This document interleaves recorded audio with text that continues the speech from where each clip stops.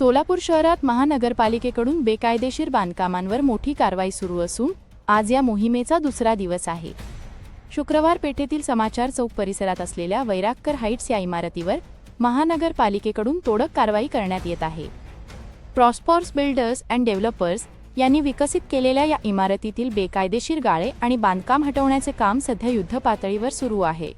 मोठमोठ्या machine hand drill आणि विशेष पथकांच्या सहाय्याने ही कारवाई सुरू असून घटनास्थळी पोलिसांचा कडक बंदोबस्त तैनात करण्यात आला आहे। वरिष्ठ पोलीस अधिकारी, आरसीपी पथक आणि महानगरपालिकेचे अधिकारी संपूर्ण कारवाईवर लक्ष ठेवून आहेत।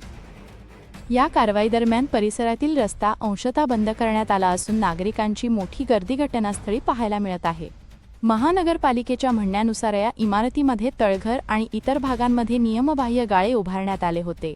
त्यानुसार आता हे संपूर्ण बांधकाम टप्प्याटप्प्याने पाडण्यात येत आहे। काल तेलंगी पाच्छापेठ परिसरातील कारवाईनंतर आज शुक्रवार पेठेत ही मोठी मोहीम राबवण्यात येत असून शहरातील बेकायदेशीर बांधकामांवर प्रशासनाचा बुलडोझर सुरूच असल्याचं चित्र दिसत आहे।